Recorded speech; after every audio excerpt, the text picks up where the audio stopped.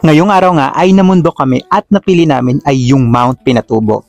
Nagbook nga lang pala kami as joiner kasama ng mga kaibigan ko dito sa Biyaheng Chill.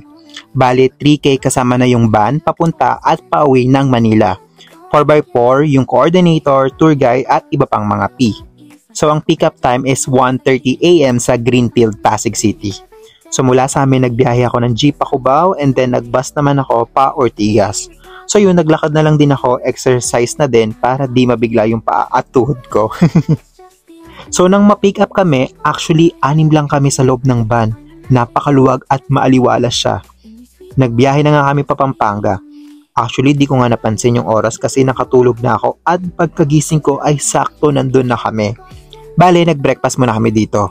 Sa totoo lang, medyo pricey yung mga food kahit dun sa Pinatubo. Kaya mas okay din na magbaon kung medyo tight yung budget nyo. Pagkatapos namin mag-breakfast ay sumakay ulit kami sa van tapos 10 minutes or less driving lang ay pupunta na kami sa drop-off area kung saan nandun yung 4x4. Matao pag weekend as in. Linggo kasi yung napili namin, so I suggest if gusto nyo mag-Pinatubo is pumili kayo ng weekdays. So meron lang saglit na orientation, mga do's and don't pag-akyat at 7 AM ay nag-start na din kami. Bali yung tour guide namin ay si Kuya Edgar, isa siya sa mga local dito sa Pampanga. After nga mabigyan ng 4x4 na sasakyan, tapos yung nabigay sa amin ay yung close, hindi yung open guys. Kaya kanya-kanya kaming diskarte para makapag-video. First stop namin is itong Toblerone na tinatawag nila. Binigyan lang kami ng almost 30 minutes for picture-picture.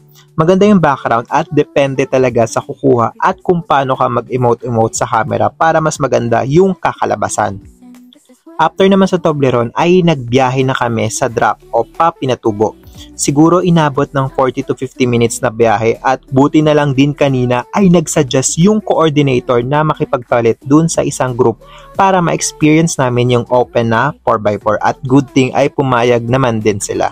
Ang masasabi ko lang ay isa ito sa mga highlights pag mag-Mount Pinatubo kayo kasi yung adrenaline at yung saya at kabay iba. Pero be extra careful at humawak ng mabuti kasi mahirap na baka malaglag ka dahil malubak talaga yung daan. Suggestion ko lang din na magdala kayo ng mask dahil legit yung alikabok promise. Yung white na suot ko, Diyos ko, brown na siya after nung araw na yan. Sa drop-off area kung saan iniwan yung mga sasakyan, ayan, start na ng lakaran papunta ng crater ng Pinatubo.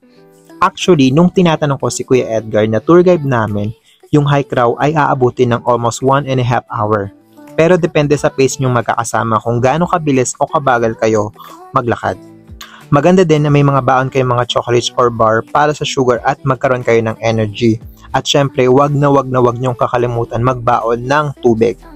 At utang na loob, please guys, don't leave any garbage. Habang naglalakad kami is ma-appreciate nyo din yung mga rock formation and pwede din kayong bumili ng mga pagkain like drinks, barbecue, or mga souvenirs to help the locals na nagbebenta kasi napag-alaman ko nga na nagbabayad din sila ng pwesto dito.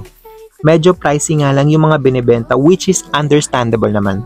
Nung pagkarating namin sa mismong crating ay guys, legit worth it yung pagod at init ng araw kasi napakaganda ng Pinatubo at mahangin siya sa totoo lang. So syempre, aside from mag-appreciate ng nature ay dapat may memories din. Kaya kumuha na tayo ng mga pangmalakasan nating mga pictures at video. Bumaba din pala kami dun sa pinaka-crater niya sa baba. Yung tubig niya ay malamig at malinaw. Medyo mahirap nga lang pababa kasi medyo materik. Pero may hagdan naman at mas nahirapan kasi kaming umakyat pabalik sa totoo lang. So ayan, kanya-kanyang paandar at emote para may upload o mapili sa mga videos or picture. Yan nga pala yung dalawa kong kaibigan, si Ann at Weng. Siguro inabot kami ng 2 hours mahigit sa taas. Mas mabilis na nga lang yung pababa as in, though mas nakakapagod dahil sa init at tirik na araw dahil mga bandang alas 12 o alauna na yan. Siguro mga 2:30 PM ay tapos na kami at bumalik lang kami dun sa pinag-breakfastan namin kaninang umaga. May shower dun para makapag-refresh kayo at makapagpalit. May bayad lang na 50 pesos. After ng biyahe pa uwi galing Pampanga pa Manila, ay nag-MRT na lang kami sa Pasay pa uwi sa mga lugar namin. So yun lang, thanks for watching, bye bye!